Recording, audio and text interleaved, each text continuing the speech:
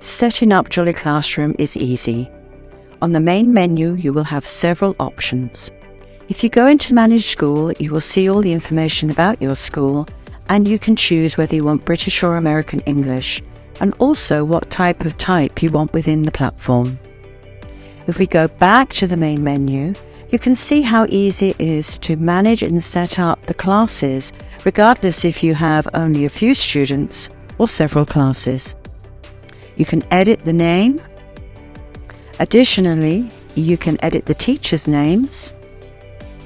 And also, we can look at the progress to see how the children are doing at each group. Going back to the main menu, you'll be invited to set up your teachers.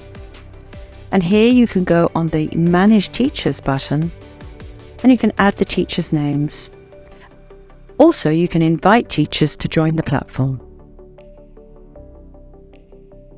If you go to My Settings, you get an overview of everything that you have regarding your school. The Jolly Classroom platform is easy to navigate and use.